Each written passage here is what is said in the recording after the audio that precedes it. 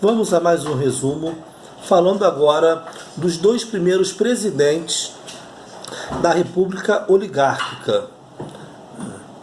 As oligarquias, elas garantiram a continuidade do governo Floriano Peixoto, interessadas na consolidação da República.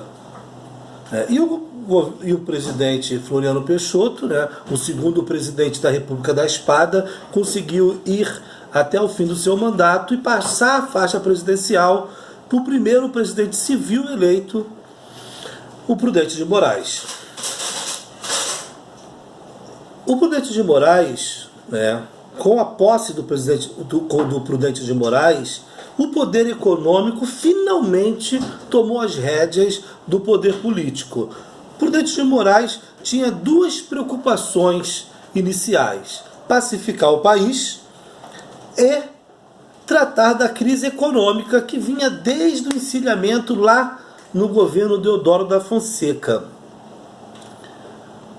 Para pacificar o país, ele resolveu a questão da Revolução Federalista do Rio Grande do Sul, pacificando-a e atacando as oposições concentradas entre os florianistas mais radicais, os jacobinos, e entre um setor da oligarquia paulista reunida em torno do Partido Republicano Federal. Resolvida essas questões, ele poderia dar continuidade ao seu governo. O problema é que a questão política ele conseguiu resolver, a questão econômica não.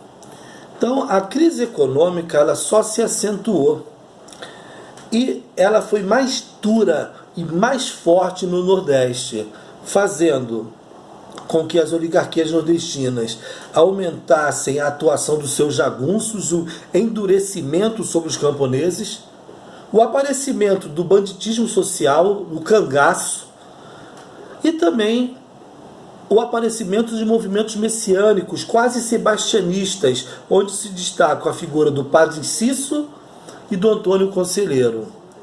A questão do Nordeste ela é agravada por essa convulsão social devido à seca, também devido à decadência econômica e ao descaso do governo federal com a região, já que o poder político era totalmente concedido aos coronéis que não estavam nem um pouco interessados em resolver essa questão.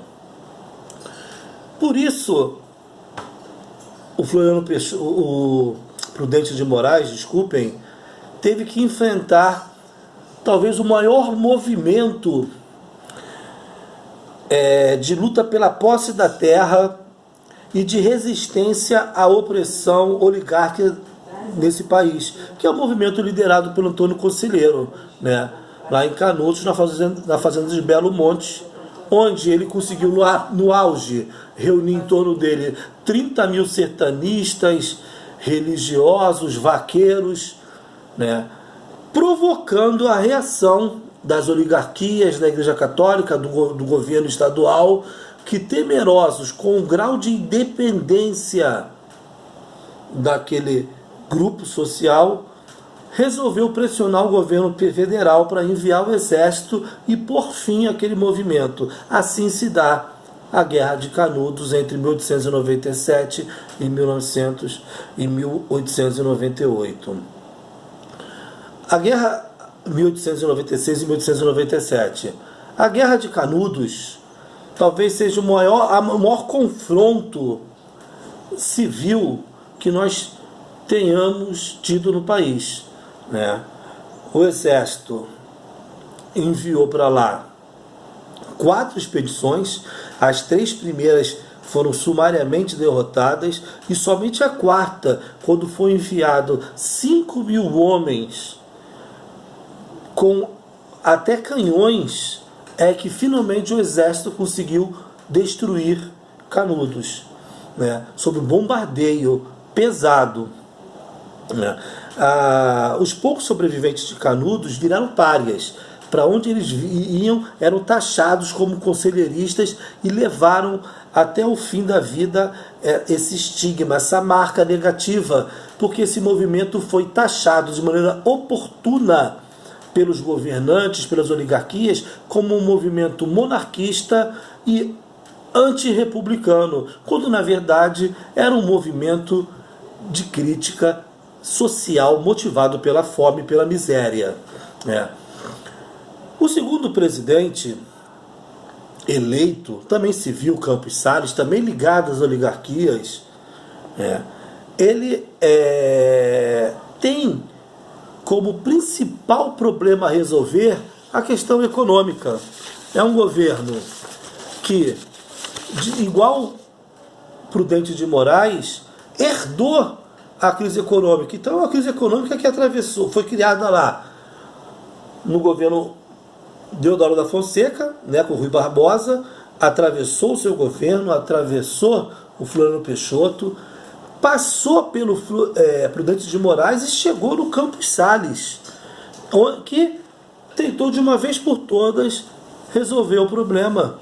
E antes mesmo da sua posse, viajou para a Inglaterra para se sentar com os credores internacionais, principalmente os ingleses, os Rothschilds, e acordou o prolongamento da dívida, a redução dos juros, receber dinheiro novo com prazo de pagamento mais alongado. Porém, os banqueiros internacionais impuseram o receituário básico: contenção de gastos,